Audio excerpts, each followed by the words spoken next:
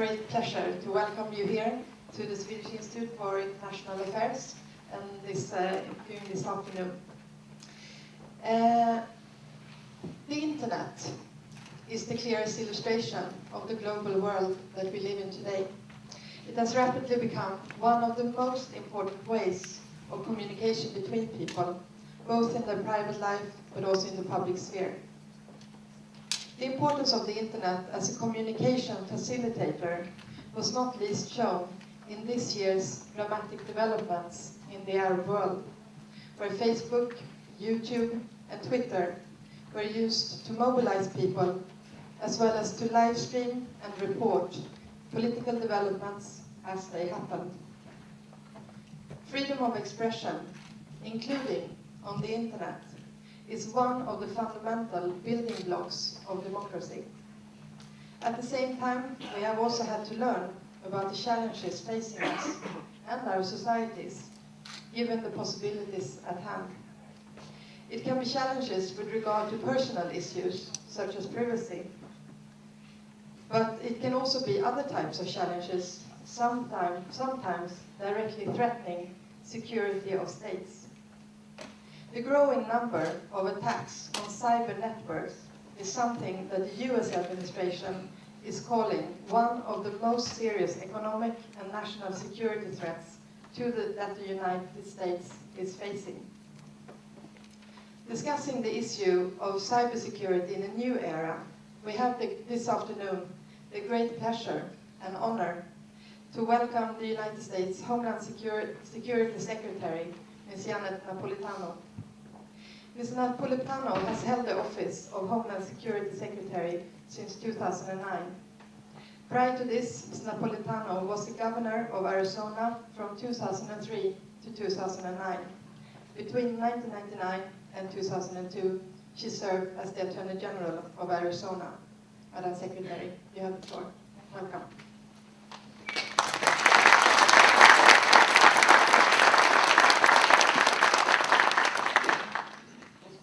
And good afternoon, everyone.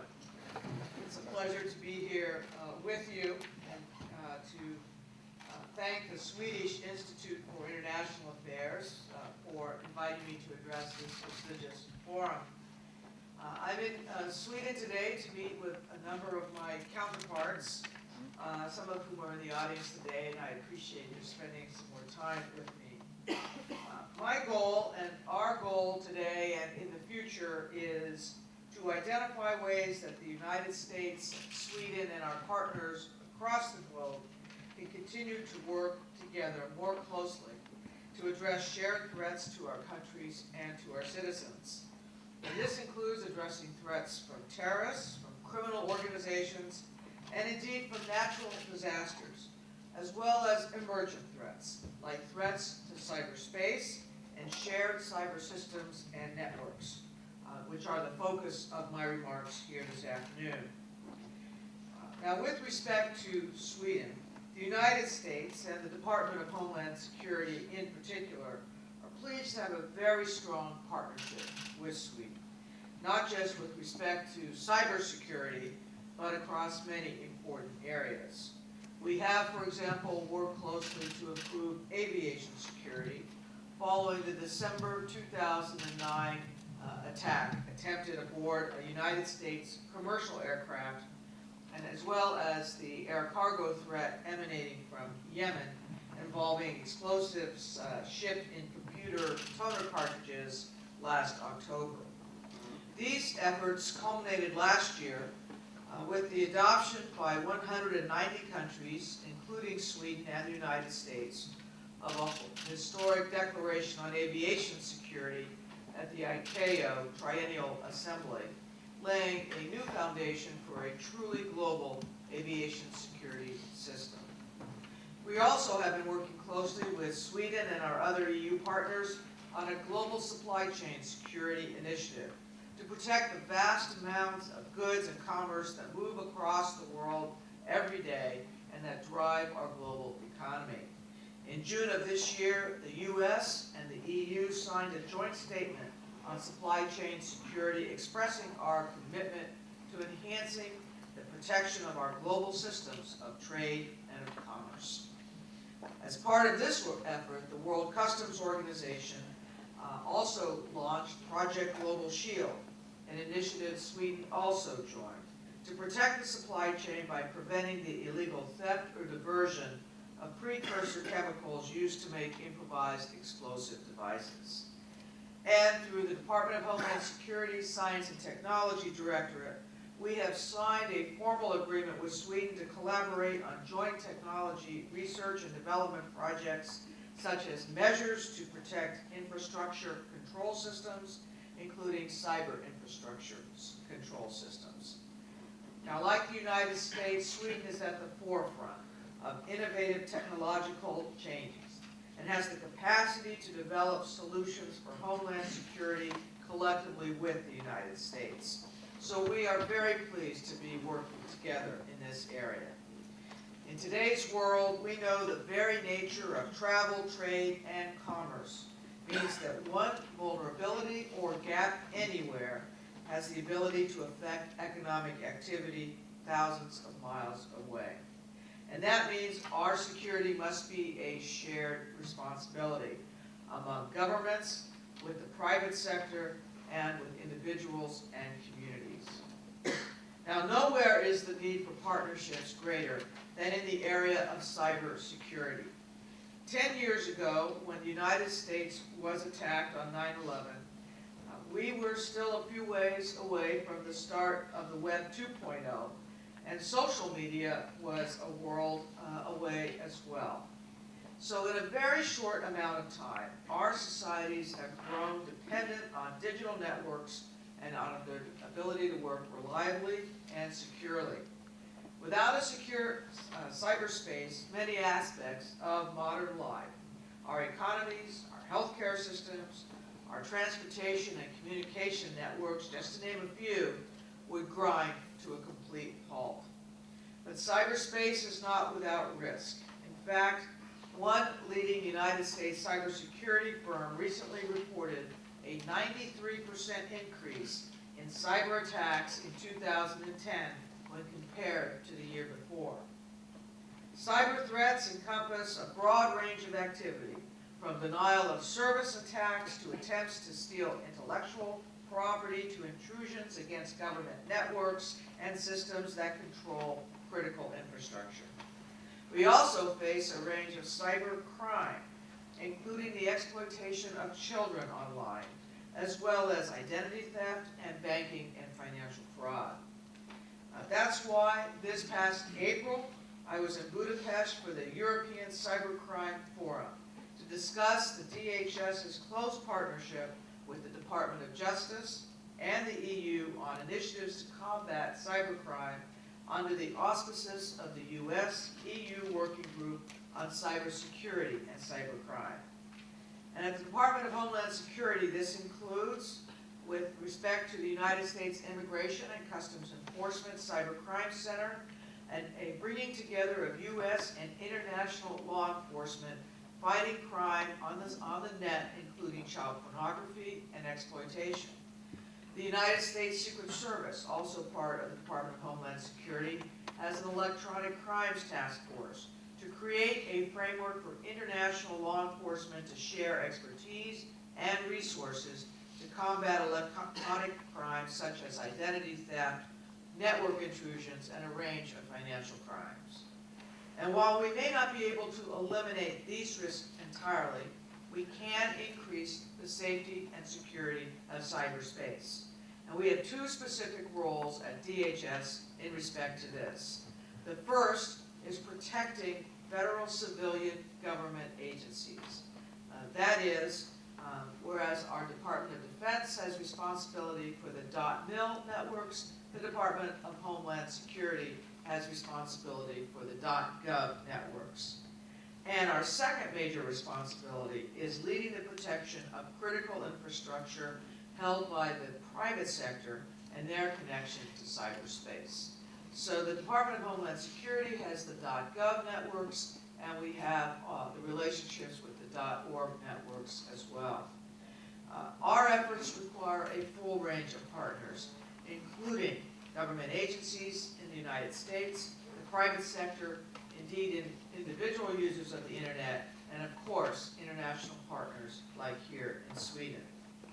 The global community has seen the internet evolve quite rapidly over the past decade, as I mentioned, from massive distributed denial of service attacks that brought parts of the Estonian economy to a halt, to the Stuxnet computer virus that disabled a centrifuge in Iran. It is clear that what happens in cyberspace can have a real impact in the physical world. The United States has, from the start, engaged on cybersecurity with our international partners through international organizations such as the Asia-Pacific Economic Organization, the Organization for American States, and the International Technological Union. This past May, the United States released a new international strategy for cyberspace to provide a blueprint for building an international framework to make cyberspace secure and reliable. The framework is designed to foster deeper and more effective collaboration amongst our international partners, with also government, non-government, and private sector entities, as well as individuals, families, and communities. And the strategy is not just a United States initiative. It is an invitation. It's an invitation to other countries and peoples to join us in building global networks that are open to new innovation, interoperable, and secure and reliable. It prioritizes the protection of fundamental freedoms as well as privacy in cyberspace. And specifically, the international strategy calls for the Department of Homeland Security to assist our international partners with capacity building. This is an area where we are in a strong position to help, particularly when it comes to computer emergency response and readiness teams, otherwise known as CERTs.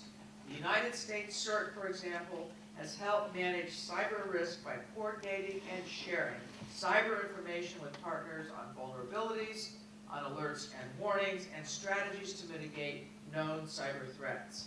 It has also provided a way for our citizens and businesses and other institutions to communicate and coordinate directly with the United States government about cybersecurity. The international strategy benefits our current efforts to promote a reliable and secure cyberspace through greater partnerships and collaboration, increased awareness, and stronger action between government, the private sector, civil society, and individuals as well. And it calls for developing and regularly sharing international cybersecurity best practices, an area where we all have much to learn from each other. In fact, I'd like to share some of the actions we are now taking in the United States to protect our cyber systems and networks. We are actually moving on several fronts to make secure cyberspace a reality. Earlier this year, in addition to the international strategy, we released the national strategy for trusted identities in cyberspace, which aims to make online transactions more trustworthy by moving away from passwords and instead towards secure, reliable credentials available to consumers who wish to use them. We're also deploying an intrusion detection system to help our federal agencies not only identify cyber intrusions, but also to be able to respond to them immediately. We are leading the effort to protect the nation's critical information infrastructure, the systems and networks that support the financial services industry, the electric power industry, and the defense industry, to name but a few. And we're doing this by working very closely across these sectors to develop and implement plans and protocols for secure networks. For example, sharing information to enable organizations to better protect their networks, providing direct assistance to infrastructure owners in response to cyber events, supporting efforts to evaluate and improve cybersecurity capabilities, and promoting cybersecurity best practices for networks, for software, and for protocols. In addition, we've spearheaded the development of the first ever National Cyber Incident Response Plan to enable us to coordinate our responses to incidents at all levels, just like we do for incidents within the physical world.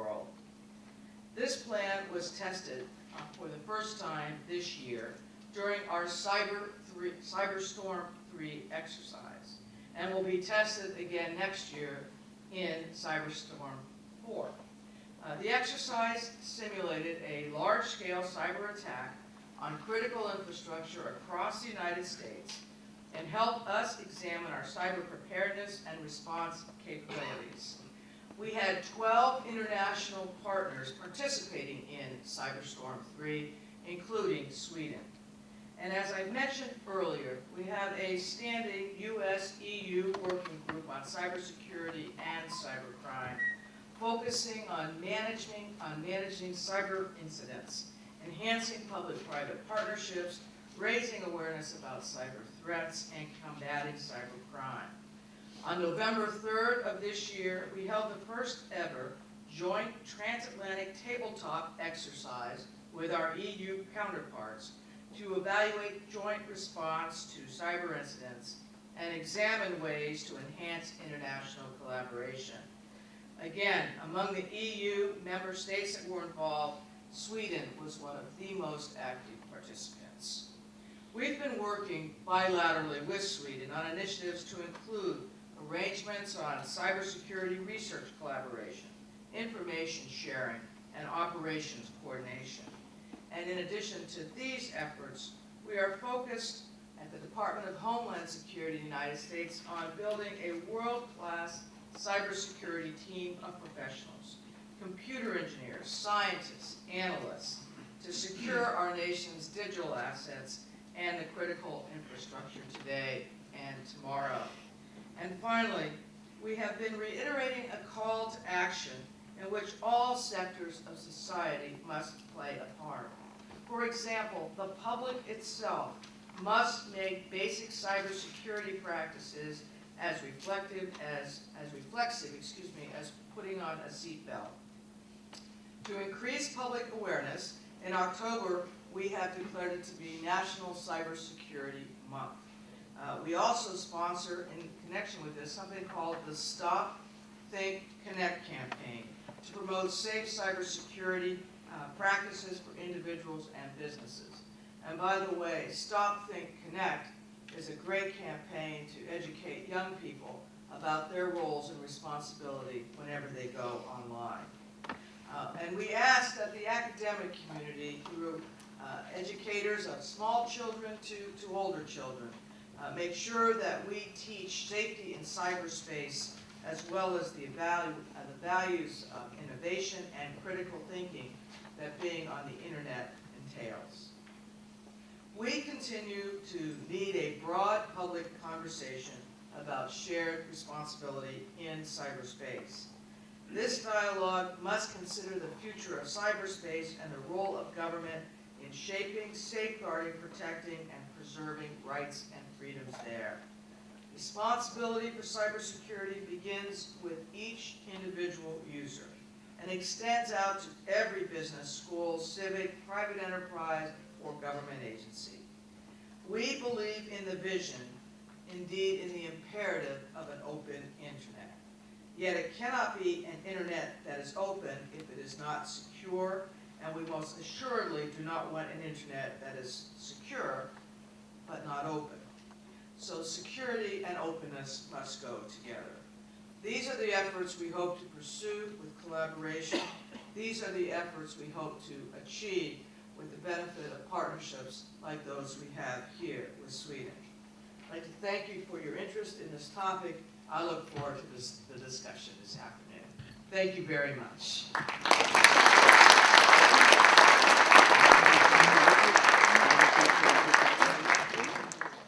Thank you so much for this presentation.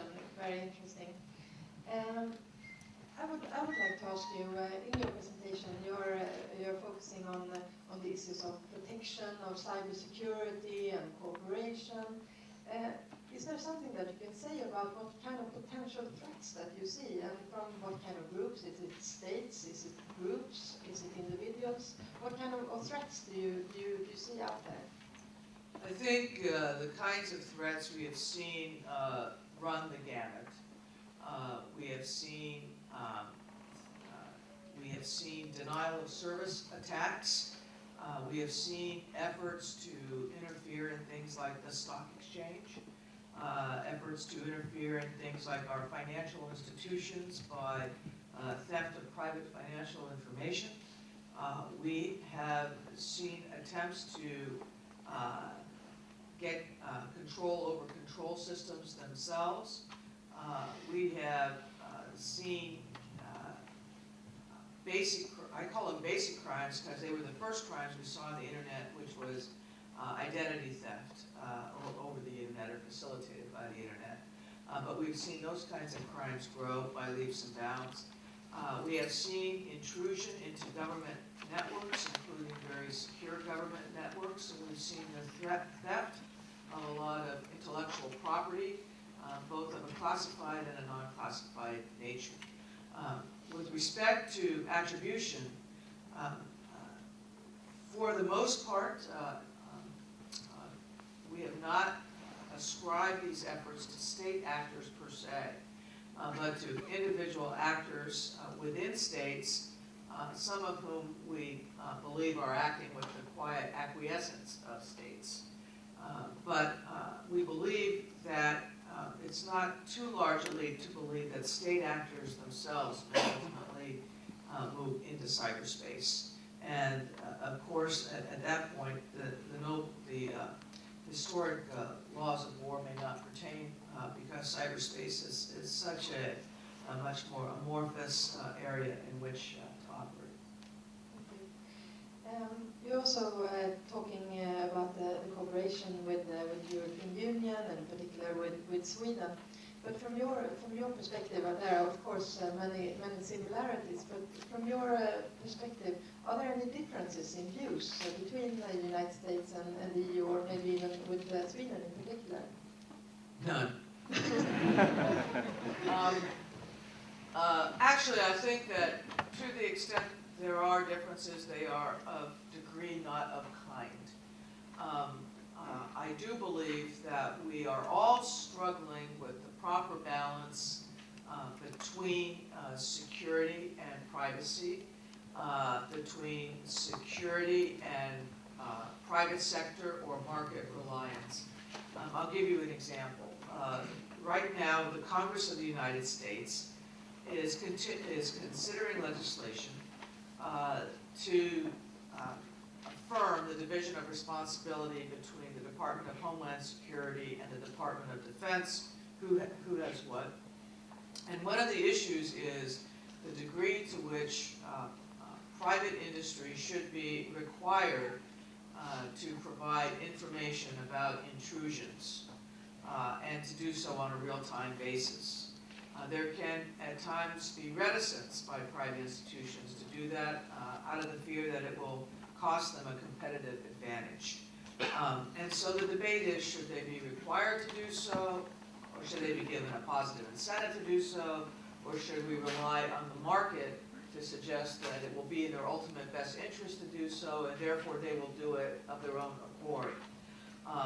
That, I could argue each of those three positions and persuade you that I was right. In other words, there's no clear answer there, and we are being asked to make our best judgment and use our best efforts at reason as to what is the best way to maximize the private sector's involvement in the protection of cyberspace. And those are the kinds of things where the United States might come out with a different resolution than Sweden does with respect to institutions within this country as compared to the United States. And that's what I mean when I say it's a difference of quality, not of kind. Thank you. So with that, I would like to invite up our panelists. We have first Helena Lindberg, who's the Director General at the Swedish Civil Contingency Agencies, MSB, in Sweden. And we also have Magnus Norell, who's a research fellow here at UI with an expertise in counterterrorism and terrorism studies. And maybe I could start to turn to you, Helena Lindberg. MSB is the agency in Sweden that is tasked to support and coordinate the work of information security. And well, maybe you have some comments to the presentation or some comments in general about how you see this from a Swedish perspective. Absolutely, and thank you, Madam Secretary, for your interesting overview, and thank you also for the good meeting we had this morning. Yes, that's correct. MSB has been tasked by the Swedish government to coordinate our efforts in the societal security area, and particularly when it comes to information security matters. And we do this across sectors, involving as many stakeholders as we can. And one of the big challenges here that I think we share with the US is how to have the private sector involved. As we've heard here, it's about security flows, and of course cyber is absolutely essential for us to have all these flows going that are of critical necessity for our societies to function, and we will not be safer or more secure than the weakest link. So that's why it's so extremely important to have good cooperation across the Atlantic and good bilateral relationships to share information. And it's about building capacity. It's about preventing, preparing ourselves, and in the response phase, actually being able to deal with what is actually happening. And in Sweden, just as we heard from the US, we have a response plan now that we are going to try and test in exercises. And exercising, I would say, is very important to test ourselves and to actually find out where are our gaps and how do we share information so that we can all be learning from each other. And I would say that cybersecurity matters are on the top of the agenda to have good crisis management preparedness. They are a big challenge. And I wouldn't focus only on the threats. One of your questions here was the threat issue. I would also like to emphasize the vulnerabilities and actually the risks that we cannot even know about, because we are becoming so interconnected and so dependent between different systems. Control systems was mentioned here, and we don't know exactly what happens when we connect all SCADA systems, industrial control systems, up to the internet. What happens then? Might not be a malicious attack. So we need to know more about this, and we need to have a good situational awareness, not only of what is happening in the real world, but also on the digital arena. And I think we are seeing now more and more digital fire brigades being created. And actually, MSB hosts the Swedish fire brigade as the name, the CERT SE, and just as DHS has the CERT US. And you could say they are our new fire brigades to be able to manage and to curb and to exchange knowledge and know-how and actually deal with a cyber incident when it occurs. And I cannot really foresee any major societal crisis of any kind that will not have cyber in it. So therefore, it's extremely important that we join our forces together and help each other so that we can actually have a safer and more secure world. And also to have all the potential that cyber offers to empower people, to businesses, to everything that is good with it. Because without security and a sense of safety on the internet, we will not be able to explore all the great potentials that the modern cyber society offers us. So I think it's really a key target to discuss these things. Do you agree with the assessment that the focus is more or less similar across the Atlantic on these issues, or is it somewhere where Sweden or the European Union is sort of taking the lead?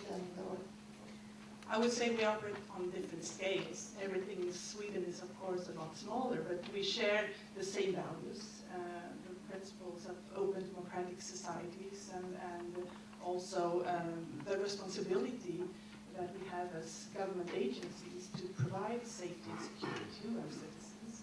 we are advanced societies. We have been a sort of exploring the potentials of cyber society. So we share so many values and we have expertise in this area. So there's potential to work even closer. Okay.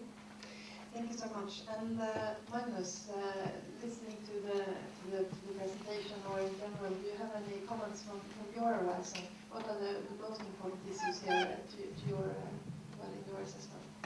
Sure. I have quite a few points. But let me start on a personal level. I'm an avid rider of horses that it, not bikes. And some of the most memorable and important skills I picked up in Grand Canyon State, in a ranch in southeastern Arizona. So it's a particular pleasure to have someone from Arizona here. And let me tell you, ladies and gentlemen, horses are a lot more reliable than computers are. And They go where you tell them. And a lot more difficult to manipulate. But since we're not going to trade one for the other, I do have a few points to pick up on that you mentioned briefly in your talk. And first and foremost, I think, is the issue of the tension between individual rights and integrity and how far the governments and authorities should intrude. We had a fierce debate here in Sweden a couple of years ago on that score, and I don't think, even if the discussion was sort of settled in the parliament, I don't think it's settled in people's minds here. So I'm saying this because it's also the point that most people being killed and wounded in terrorist attacks today, for instance, are done so by bullets and bombs, not by cybercrime. So I think, and that's the other point sort of here, and it's connected. I think it's important just to emphasize that tension, and also the fact that there is an educational process here involving people, and why should we be aware of these threats and dangers and opportunities, of course, when in actual life a lot more risks are connected with sort of the old-fashioned ways of war. And I think these two issues are sort of something that needs to be emphasized. I would like to hear your elaboration on those issues, if possible. So, or horses, if you like. I'm fine with that.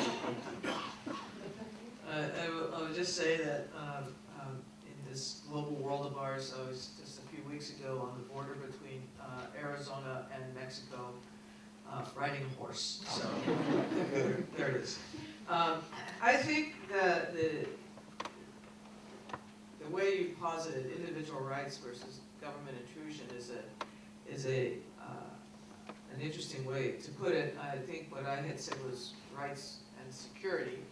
To be, I think, perhaps to suggest that both can and are worthy goals and need to be sought. And when you say that people are killed by bullets and bombs and not by cyber, I think that's true. But I would point out that one of the mechanisms of radicalization and violent radicalization has been the internet, and one of the accelerants, I think, of the growth, particularly of homegrown terrorists, has been, and a common thread amongst them has been the internet, and particularly, for example, being adherents of sites associated with an outlaw, who was recently killed. So the radicalization feature of the internet is an important one. And then secondly, if there were to be certain types of attack, they would be and have a societal impact much greater than even, say, an IED going off in downtown Stockholm. So that if the air traffic control system were to be taken down, or if the controls on a power plant were to be taken down, that in of itself could have major societal impacts that, from a terrorism standpoint, would be worth having. So One of the reasons we worry about cyber in the security arena as opposed to just the crime area is because of these sorts of things that can be accomplished. But you're right, they have not yet been used in that way. Can I have a follow-up? I think also that we have seen a discussion about privacy versus your state or other states' activities. But what I really think we need is to have also a discussion about what about my privacy towards other stakeholders in society, other types of organizations, or enterprises, etc. And that's where the awareness raising that you mentioned is absolutely something we need to do more about, to teach and learn. How do I protect? Actually, young people nowadays are living their lives on the internet. How do we teach them and raise their awareness about the vulnerabilities they expose themselves to? Maybe not to nation states prying into their private life, but to others that might use that information. So the privacy discussion here has many dimensions and needs to be taken into the awareness raising activities that we need. Heather, maybe also picking up a little bit on this, but maybe also on a more general issue. I mean, you have such a wide responsibility in your current in the office that you're holding. But the Office of Secretary of Homeland Security was introduced after the 9/11 attacks. And would you say, I mean, now we're seeing, of course, a very different type of language. We have heard your presentation, but also in the language that you hear coming out from your department and from your office. They are focused on critical infrastructure protection and resilience, and it's very little of the formal language under maybe the Bush administration of us against them and the war on terror and these things. But do you feel that the current strategies are new strategies, or are they sort of building on concepts when we are discussing the new challenges that the societies are facing today? Well, I think the department I lead is 8 years old, so by government standpoints, it's an infant. It's the third largest department of the United States federal government, and it does have a very, very broad range of jurisdictions, authorities, and responsibilities.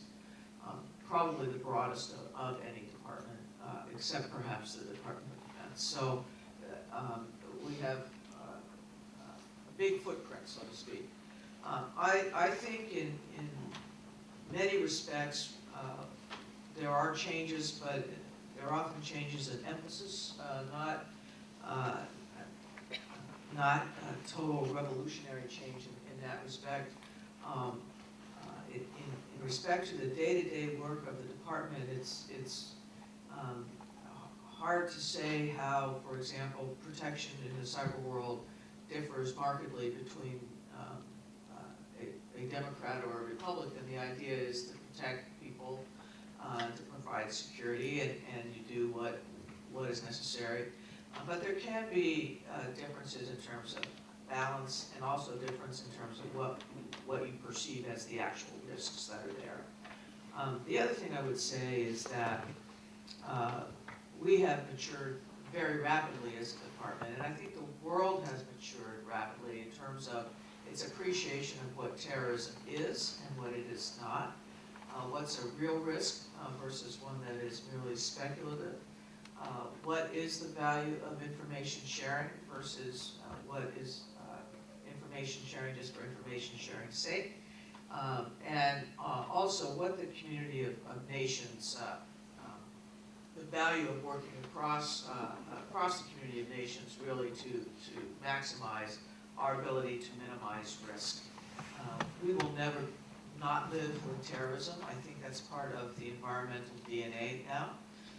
But I do think we can continue to work to maximize the ability to minimize risk. And just also following up on that, you're describing this wider contact network. How is your contacts outside government? I mean, for instance, with Facebook and Twitter, and how are you working with this kind of phenomena? Well, I think you were absolutely right to point out that teaching young people how to protect themselves is very important, and how things like Facebook can very much be a double-edged sword. I'm often asked to speak to young people who wish to go into the security field, and they're high school or college age, and I tell them to be very careful what they put on their Facebook entries if they want to get a security clearance. It's amazing, I see about half the class usually laughs, and then the other half is rushing out to go change their but you know, the notion of cyber hygiene, of teaching that to very young people, I think has to be part and parcel of our collective security, because once you're on the net is a system, and every individual on the net is part of a system. And just as global aviation has to be approached from across national borders, because if you get into it through one airport, you potentially have access to the law. On the internet, that same, I think, principle holds true, except that anyone who's on the internet is part of that global system. So every individual has opportunity on the internet, but they also have responsibility on the internet. Helena, and this must be something that you're working with also. Absolutely, because we work with the entire spectrum, prevention, preparedness, response, and to learn and feedback into the system. And the system is actually us as individuals, as citizens, and all the other stakeholders, public sector, private sector. But I wanted to follow up on your question about terrorism and have things changed from an EU perspective. I would say it has changed. We started discussions in the EU family focusing on terrorism, and now we are maturing and broadening the discussion, and we have a more all hazards approach. And I think that is actually very important, because what we see is that the capacity building again, the capacities we need are mostly the same, regardless if it's a malicious attack or if it's just a vulnerability, something going wrong. So building resilience and having that in our systems is extremely important, regardless of whether it's a terrorist attack that lies behind what is happening or if it's something else. So, and that's how we've been working in crisis management in Sweden for many, many years, coming back from a long tradition of the total defense concept, where we involve everyone to deal with the utmost consequence of crisis war. Magnus, do you have? Yeah, if I can follow up on that. Isn't there I would like to hear your assessment here, because what Helena is touching upon is, isn't there a danger here of seeing threats everywhere? You mentioned this all-encompassing view of, you know, it's a dangerous place out there. Everything you do, you pick up your phone and someone's going to listen in to you. Whatever you do, you can be followed by someone somewhere. You know, how do you get around that? How do you work around that? I would think that would be one of the most, you know, one of the major challenges here. Because on the one hand, it is a dangerous place out there, and someone will probably listen to yourself when you be out, you know. So, but then again, it's kind of hard to protect against that. As the debate here a couple of years ago, that was not solved. But that's a discussion for another hour. But it would be interesting to hear your assessment on that. How do you sort of, what are your thoughts about that? How do you frame that challenge? Yeah. I know it's a $10 million question, but I'm asking it anyway because I can. A few things. One is, I think in the United States, we believe in the concept of reasonable expectations of privacy. And therefore there are limits beyond which the government cannot go. And certainly that the government cannot go without at least an independent judge making a determination that the government has probable cause that a criminal conspiracy is being launched over this phone or through these connections and so forth. And so I think in a cyber age, it's perhaps even more important that those protections be adhered to scrupulously. and so that those expectations of privacy remain reasonable. Secondly, I would suggest that one of the things we in government, as leaders in government, have to do is set the bar as to what risks really matter, and help educate the public that we're not providing guarantees, and something bad can happen, despite all of our best efforts. But what we can do and should really focus on is how do we maximize our ability to minimize a risk from maturing into an actual completed act. And we may decide that a particular risk is of such low probability, and even if it were to occur, such low consequence, that our resources really are better placed somewhere else. And those are the decisions that we are asked to make every day. But you are right. If someone wants to just simply curl up into a ball and pretend like the world doesn't exist, they always have that opportunity. True. Thank you. So with that, I also wanted to have the opportunity to open up the floor for questions from the audience. And I think we have one already down here. Thank you very much for a very interesting presentation. I want to ask you a bit more about this concept of resilience that you didn't really mention in your presentation, but both Helena and Anna mentioned in their questions. Alongside investment in critical infrastructure, we have also seen the emergence of this concept of resilience. And if you go back to the 2004 US Department of Homeland Security National Plan for Research and Development in Support of Critical Infrastructure Protection, one interesting aspect of this document is linked precisely to resilience planning and the idea that critical infrastructure systems should be able to self-heal and survive independently almost of human interference and human action. So the plan recommends the development of, quote, next generation infrastructural concepts, architectures and systems, both physical and cyber, to include designed in and built-in security. Moreover, it states that these systems must become reliable, autonomic, self-repairing and self-sustaining, resilient and survivable in order to continue to operate in diminished capacity rather than failing in crisis conditions. So CEIs, or critical infrastructures, should have the capacity to act, adapt, survive, and even spring back to life after an attack, and without human interference. And my questions in relation to this notion of resilience, which seemed to first develop in this plan from 2004, are to what extent has this notion of resilience that was developed in 2004 influenced your work on cybersecurity in particular, but also in other areas of your work? In what sense has it actually materialized from being just quite an abstract idea to being integrated into your different security systems? And can you see any potential problems with the idea of relying less on human interference and more on physical and cyber systems that are able to do certain things and even take certain decisions without human beings actually being involved? And finally, when it comes to border security, do you see a problem, potential problem to let computers or to rely more on computers in terms of protecting us? For example, through the use of databases and computer algorithms in targeting potential terrorists.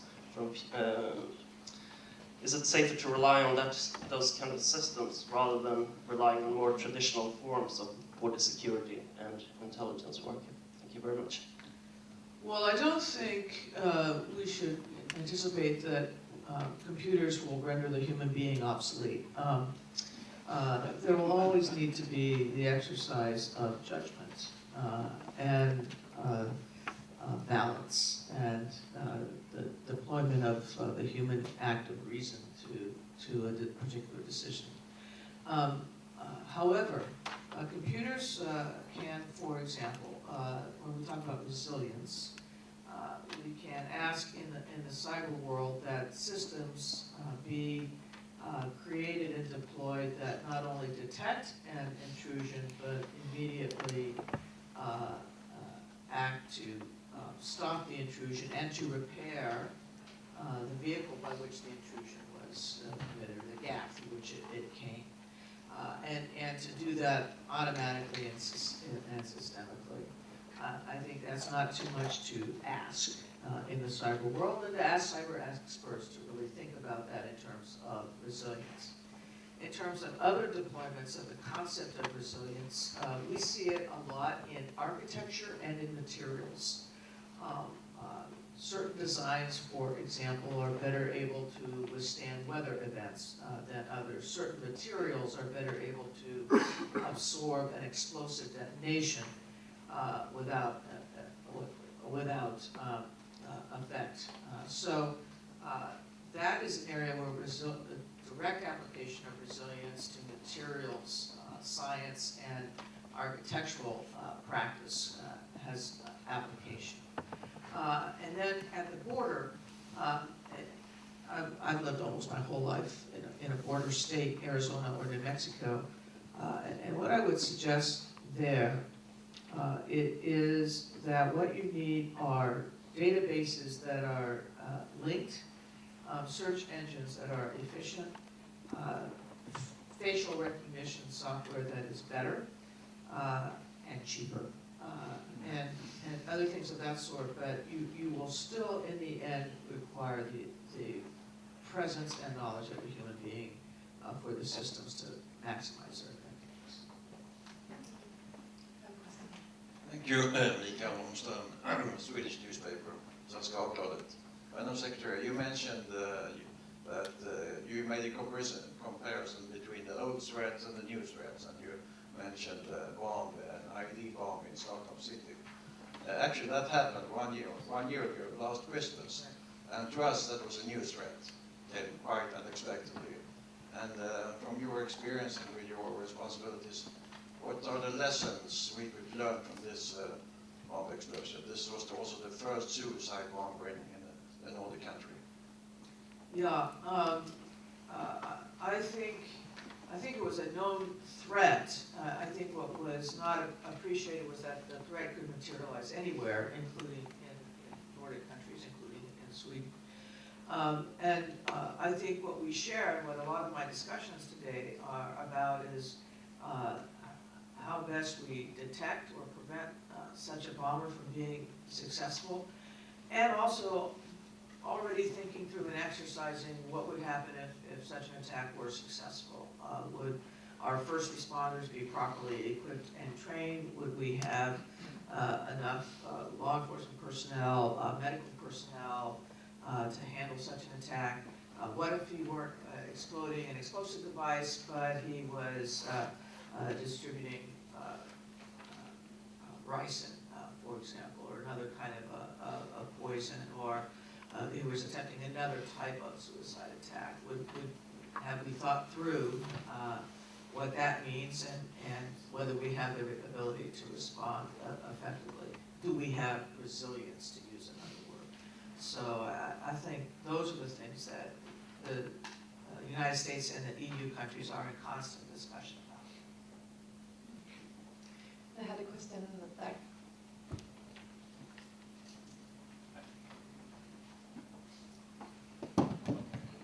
Yes, as we know, the cyberspace or the internet. Oh, sorry. My name is Mats Nilsson, representing Ericsson, equipment vendor. As we know, the internet is, as you mentioned, a very open and a very global thing that we all like in its openness and its global nature. But of course, as the security requirements and the cybersecurity requirements become more and more heavy, and as the functionality grows with more and more complicated functionality, be it e-commerce, be it cloud computing, be it lots of things that demands far more security capability. Bearing in mind that in the old days, so to speak, there were severe export control regulations on critical technologies to areas of the world which were less problematic, say more problematic than the US-EU type of world, or the part of the world where principles of democracy and pluralism and human rights were a bit more questioned than where we happen to be now.